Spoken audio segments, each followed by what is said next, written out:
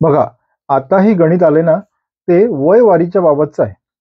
वयवारी असा त्या घटकाचं नाव आहे. आता काय म्हटलंय, वडील व मुलगा यांच्या वयाचे गुणोत्तर 7:2 आहे. 5 वर्षापूर्वी त्यांच्या वयाचे गुणोत्तर 6:1 होते. तर त्यांची आजची वये किती? बघा हा, काय सांगितलंय, वडील व मुलगा यांचे आजच्या वयाचे गुणोत्तर 7:2 आहे. किती? 7:2 आहे. कधी? आज, बरं का. हा, आणि 5 वर्षापूर्वी त्यांच्या वयाचं गुणोत्तर किती होतं? 6:1. किती होतं? 6:1. हे कधी होतं? 5 वर्षापूर्वी. 5 वर्षापूर्वी. हा,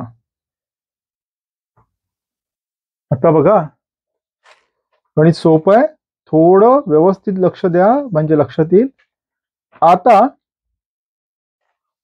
समजा आजचं वय आणि 5 वर्षापूर्वीचं वय हे त्यामध्ये 5 वर्ष मिळवली तर समान होऊन जाईल. म्हणजे काय, समजा माझं आजचं वय 40 वर्ष आहे, तर 8 वर्षापूर्वी माझं वय किती असेल?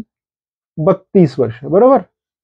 मग वय समान करण्यासाठी काय करावं लागेल? 32 अधिक 8 करावे लागतील. हा, तसंच इथे हा, आजचं वय बघूया. आजचे मुलाचे वय किती? मुलाचे वय आजचे किती? आजचे वय मुलग्याचं किती? आता मुलगा 7:2 असेल तर वडिलांचं वय किती असणार? साहजिक आहे, 7 हे वडिलांचं वय असेल आणि 2 हे मुलाचं वय असेल. म्हणजे मुलाचं वय 2. आपण ते काय करूया? x म्हणूया. 2x. वडिलांचं वय किती येणार?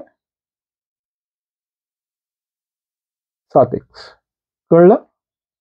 आता 5 वर्षापूर्वी, बिफोर 5 इयर्स, 5 वर्षापूर्वी, 5 वर्षे अगोदर, हा, किती येते? मुलगा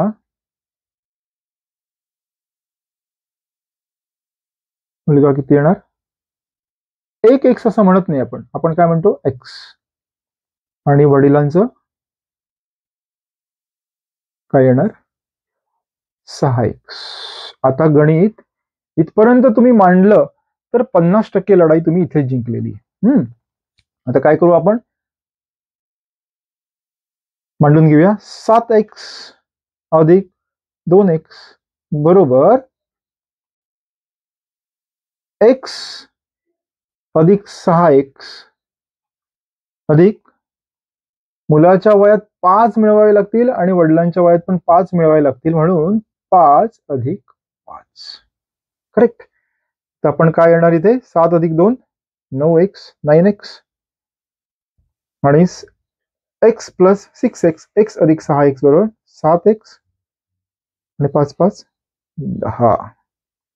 आता तुम्ही हे गणित जवळजवळ 90% सोडवलेलं आहे. 7x इथे आल्यानंतर काय होतील? वजा होतील.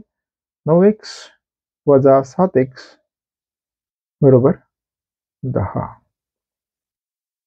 9x वजा 7x, 9 आंब्यातून 7 आंबे गेले तर किती राहतात? 2 आंबे राहतात, बरोबर. याचा अर्थ 9x वजा 7x बरोबर 2x बरोबर 10.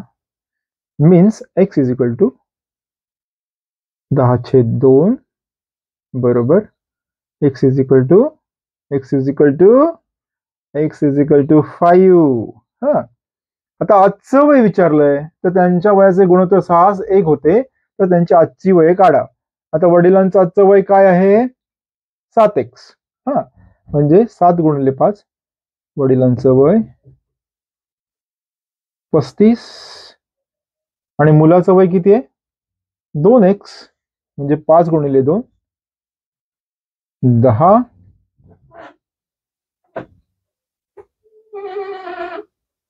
म्हणजे 35 आणि 10 हा पर्याय क्रमांक 3 हा अचूक पर्याय आहे.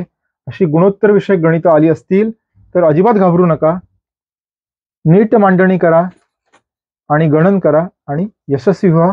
व्हिडिओ आवडला असल्यास लाईक करा, शेअर करा सबस्क्राईब करा.